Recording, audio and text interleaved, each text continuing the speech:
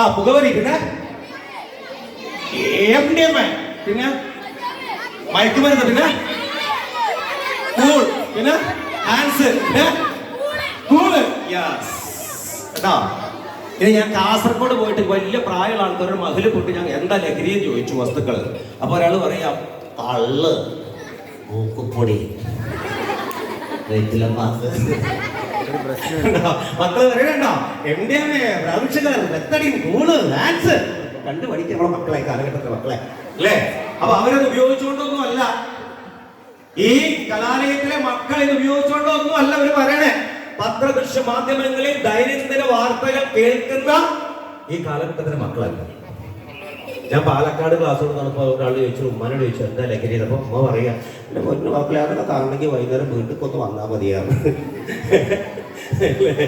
അപ്പൊ ഒരു കൊച്ചുകുട്ടിയോട് ചോദിച്ചു, ചെറിയ കുട്ടിയാണ്, അപ്പൊ അവന് കോളനിയാണ്. അപ്പൊ അവനിങ്ങനെ മുന്നിൽ എഴുന്നേറ്റ് വന്നിട്ട് അവന് മൂക്കൊക്കെ തുടച്ചിട്ട് പറഞ്ഞു പൂസായി വരുന്നതാണ് ലഹരി. അപ്പൊ ലഹരി എന്ന് പറഞ്ഞ ഒരു വിഷയം ഇന്ന് എല്ലാവർക്കും കേൾക്കാൻ ഭയങ്കര ബുദ്ധിമുട്ടാണ്. ഓക്കെ, ബുദ്ധിമുട്ടാണ്. അപ്പം ഞാൻ നിങ്ങളുടെ നല്ലൊരു അധ്യാപകനാണ് കേട്ടോ. ഞാൻ നിങ്ങൾക്ക് നല്ല കഴിവുണ്ടോ നോട്ടെ, നിങ്ങൾക്ക് ശ്രദ്ധയുണ്ടോ, നിങ്ങൾക്ക് നല്ല ഏകാഗ്രത ഉണ്ടോ, താളം ഉണ്ടോ ഞാൻ പരിശോധിക്കട്ടെ. റെഡിയല്ലേ? അത് റെഡി? ഓക്കെ. അപ്പൊ ഞാൻ പറയുന്ന പോലെ ഒന്ന് കൈയടിക്കണം. കൈയടിക്കുമോ? ഞാൻ പറയുന്ന പോലെ കൈയടിക്കണം. നല്ല ശബ്ദം ഉണ്ടാവണം. എന്നിട്ട് അങ്ങോട്ട് നന്നായിട്ട് ശ്രദ്ധിക്കണം. എന്നിട്ട് ആ ശബ്ദം പുറത്തോട്ട് വരണം. നോക്കട്ടെ.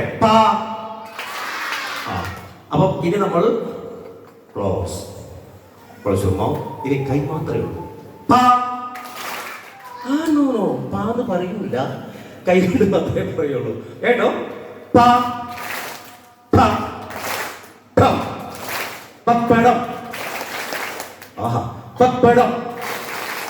വട്ടത്തിൽ വട്ടത്തിൽ ചുട്ടെടുത്തു ചുട്ടെടുത്തു.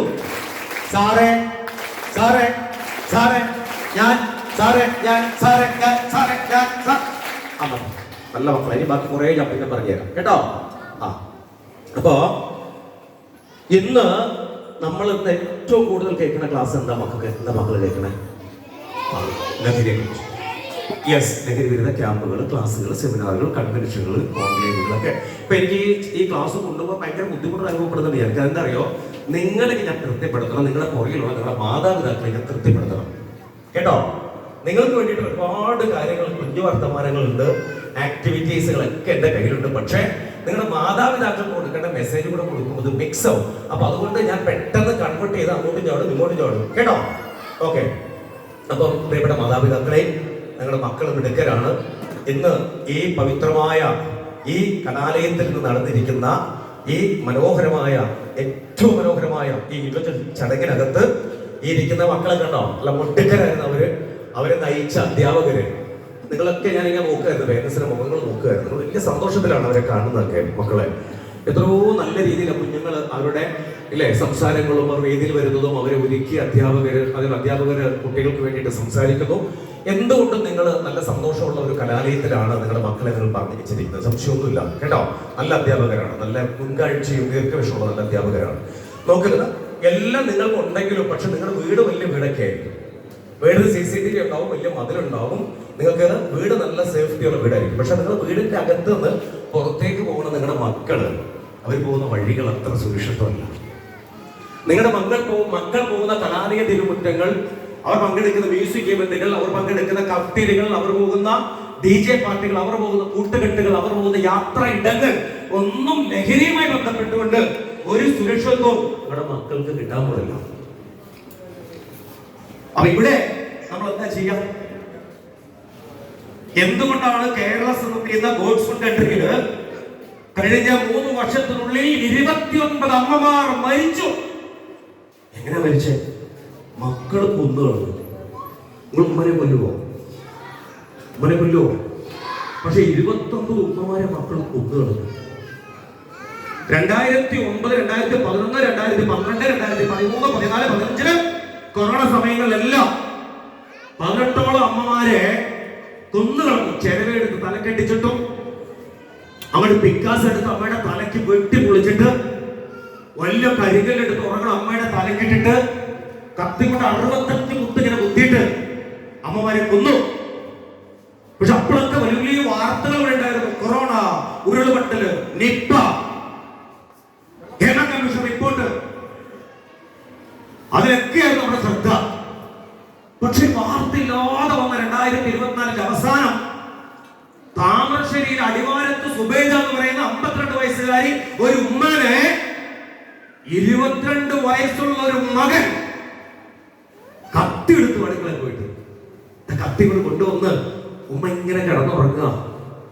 അർബുദത്തിന് ഓപ്പറേഷൻ നടത്തി മകളുടെ വീട്ടില് കിടന്നുറങ്ങുന്ന ഉമ്മാന്റെ പുറകിൽ വന്ന് ഇങ്ങനെ നിന്നു ഈ മകൻ. കത്തിയിട്ട് കയ്യില് കത്തി ഒന്നുകൂടെ നോക്കി, ഇങ്ങനെ മൂർച്ചില്ല. അല്ല, കത്തി പതുക്കെ വെച്ചു. എന്നിട്ട് അടുത്ത വീട്ടിൽ പോയി. എന്നിട്ട് തേങ്ങ വെട്ടാനാന്ന് പറഞ്ഞ് മൂർച്ചുള്ള കത്തി വാങ്ങി കൊണ്ടുവന്ന് 5 വെട്ട് വെട്ടിയിട്ട് ഉമ്മനെ കൊന്നുകളയും. എന്നിട്ട് ആ രക്തം അങ്ങോട്ട് ഒത്തിച്ചാർന്ന കത്തിയുമായിട്ട് നേരെ താമരശ്ശേരി പോലീസ് സ്റ്റേഷനിൽ എന്നിട്ട് പറഞ്ഞു, ഞാനവിടെ കൊന്നിട്ടാ വരുന്നത്. ആരെ? ഉമ്മനെ. പോലീസുകാർ ഓടിച്ചത്. അവിടെ നോക്കുമ്പോ ഉമ്മ ഇങ്ങനെ രക്തത്തിൽ ഇങ്ങനെ കുളിച്ച് പാതി കണ്ണ് തുറന്ന് വളരെ വെളുത്ത് മരിച്ചു കിടക്കുക. ഉമ്മ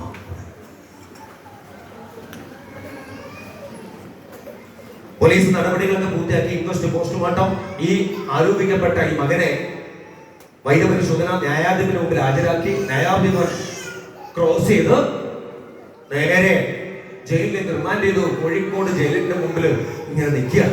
അപ്പൊ പത്രദൃശ്യ മാധ്യമക്കാരി ചെറുപ്പക്കാരനെ ചോദിച്ചു, നിങ്ങൾ എന്തിനു നീചകൃത്യം ചെയ്തു മനുഷ്യ? അപ്പൊ പറയാണ്, എന്നെ പോലൊരു മകന് ജന്മം കൊടുത്തുകൊണ്ടാണ് ഞാൻ ഉമ്മനെ കൊന്നത്. എന്നെ പോലൊരു മകന് ജന്മം കൊടുത്തുകൊണ്ടാണ്